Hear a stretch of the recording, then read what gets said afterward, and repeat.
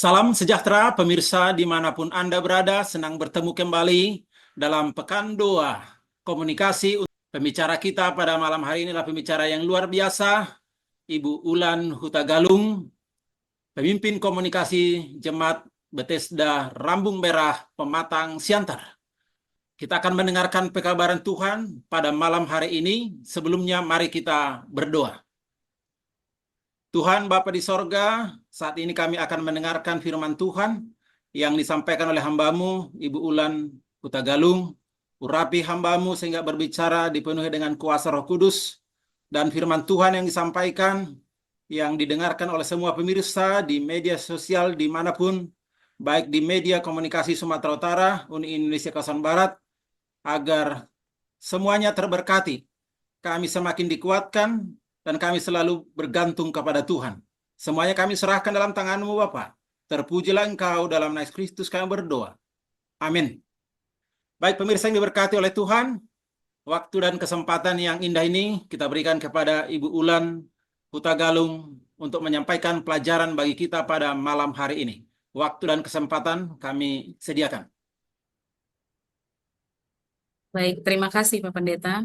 Shalom, selamat malam bagi saudara-saudara semuanya.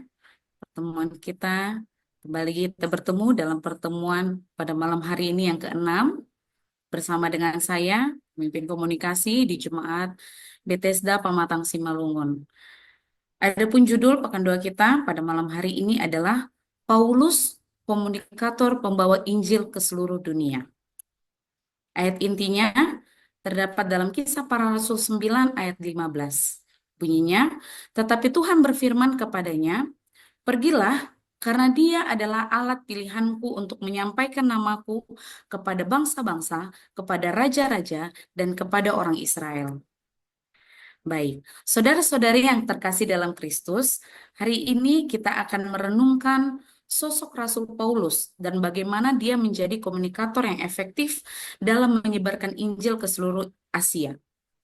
Kisah Paulus adalah contoh nyata bagaimana komunikasi yang efektif, semangat, dan ketahanan dapat membawa dampak besar dalam misi Tuhan. Mari kita pelajari bagaimana prinsip-prinsip yang diterapkan Paulus dalam pelayanannya dapat diterapkan juga dalam konteks modern kita untuk menyebarkan pesan Injil. Yang pertama, Paulus sebagai komunikator yang berani dan efektif. Rasul Paulus sebelumnya dikenal sebagai Saulus, adalah seorang komunikator yang sangat efektif dalam menyebarluaskan Injil. Ketika Paulus mengalami pertobatan di jalan menuju Damaskus, hidupnya berubah total dan ia mulai menyebarkan berita tentang Yesus Kristus dengan semangat yang tak tergoyahkan. Dalam Kisah Para Rasul 9 ayat 15 bunyinya, tetapi Tuhan berfirman kepadanya, pergilah, karena dia adalah alat pilihanku untuk menyampaikan namaku kepada bangsa-bangsa, kepada raja-raja, dan kepada Israel. Paulus menyadari bahwa panggilannya adalah untuk menjangkau berbagai lapisan masyarakat dengan pesan Injil.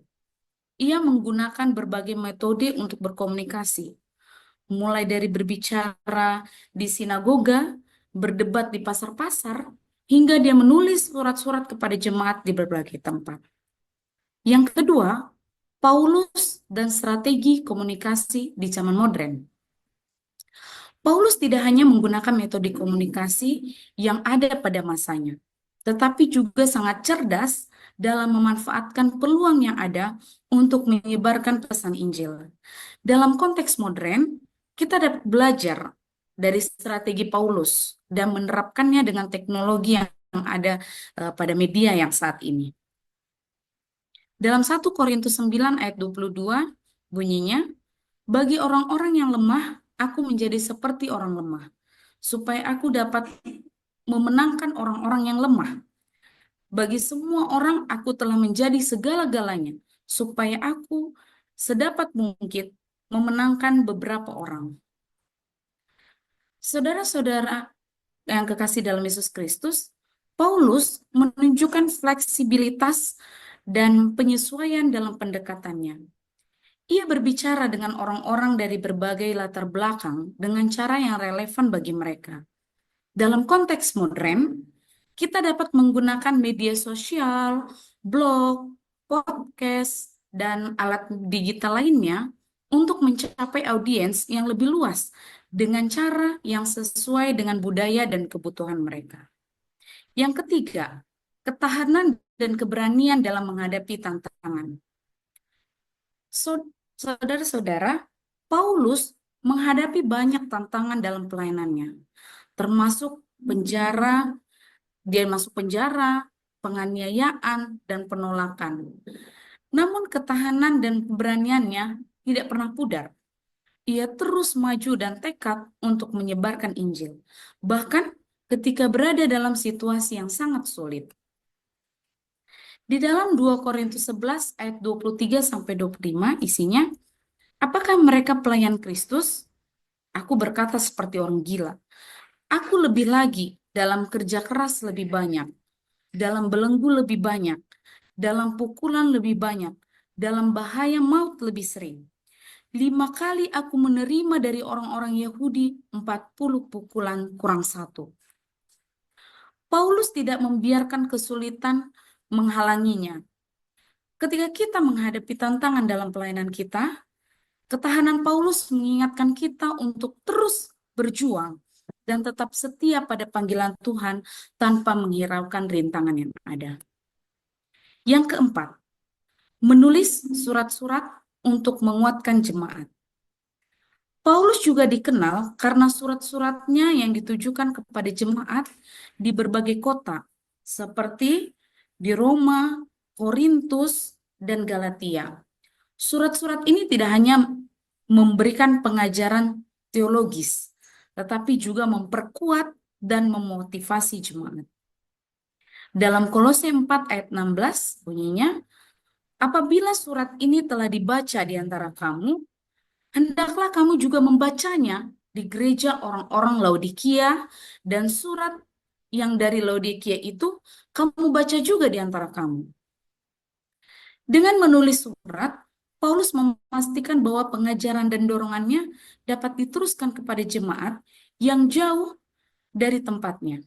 Di zaman modern, kita juga dapat menggunakan surat elektronik, media sosial, dan platform online untuk menyebarluaskan pengajaran dan dorongan kepada jemaat di seluruh dunia. Dan yang kelima, menggunakan peluang untuk berbicara kepada pemimpin dan masyarakat. Paulus tidak hanya berbicara kepada orang-orang biasa, tetapi juga kepada pemimpin dan pejabat. Dia berbicara dengan keberanian dan kejelasan di hadapan raja, pejabat, dan penguasa untuk menyampaikan pesan Injil. Kisah Para Rasul 26 ayat 29 kata Paulus, aku berharap kepada Tuhan bahwa baik dengan sedikit maupun banyak, bukan hanya engkau, tetapi juga semua orang yang mendengar aku hari ini akan menjadi seperti aku, kecuali belenggu ini. Ketika kita memiliki kesempatan untuk berbicara dengan pemimpin atau tokoh masyarakat, kita harus memanfaatkan kesempatan tersebut untuk menyebarluaskan Injil dengan cara yang relevan dan berdampak. Ini adalah kesempatan untuk menjangkau orang-orang yang memiliki pengaruh besar dalam masyarakat.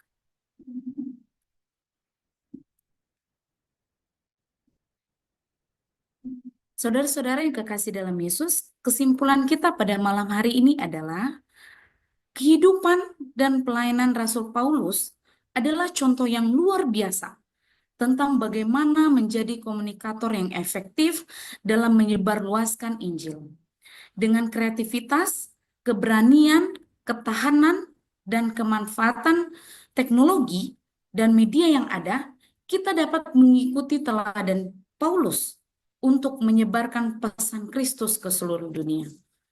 Mari kita belajar dari Paulus untuk menjadi komunikator yang efektif dalam konteks modern kita. Bagaimana berbagai alat yang tersedia untuk menyebarkan Injil dan tetap setia dalam menghadapi tantangan. Dengan cara ini, kita dapat melanjutkan misi Tuhan dan memastikan bahwa pesan Injil akan terus tersebar ke seluruh dunia. Semoga Tuhan memberkati usaha tangan kita dalam pelayanan kita ini. Amin. Mari kita berdoa, mari kita bersatu di dalam doa. Bapa yang baik, Bapa yang bertata dalam kerajaan sorga, berulang kali kami ucapkan syukur dan terima kasih Tuhan atas segala berkat dan kasih-Mu yang Kau berikan kepada kami. Bapa kami di sorga, pada malam hari ini kami telah dikuatkan oleh karena firman Tuhan. Kami telah belajar mengenai Paulus. Kami belajar bagaimana Paulus menjadi komunikator yang efektif. Biarlah masing-masing kami, Bapa, masing-masing kami boleh belajar dengan cara modern ini, dengan cara yang efektif, alat-alat komunikasi yang telah tersedia, baik melalui sosial media yang sangat banyak digunakan orang.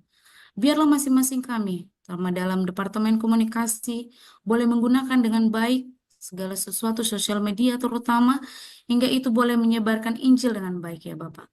Sehingga banyak orang-orang yang mendengarkan firman Tuhan, banyak orang-orang yang mau mengikut Tuhan, banyak orang-orang juga yang bahkan akan dimenangkan, dan kami boleh bersama-sama di surga yang Tuhan telah sediakan bagi kami.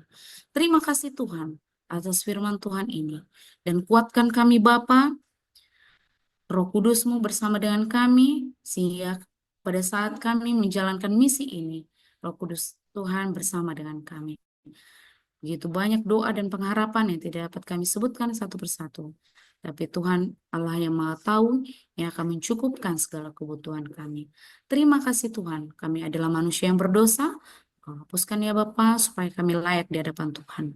Kami yakin dan percaya Engkau mendengar doa kami, karena kami berdoa dalam sujud sama serta penebus dosa kami. Amin. Pemirsa yang diberkati oleh Tuhan, kita sangat terberkati dengan pekabaran yang luar biasa malam hari ini. Kita belajar dari Paulus, seorang komunikator yang luar biasa.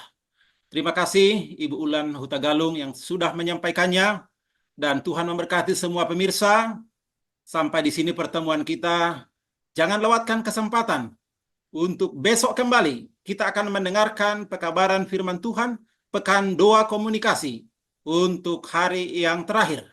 Kiranya Tuhan memberkati pemirsa semua dimanapun berada. Tuhan memberkati. Amin.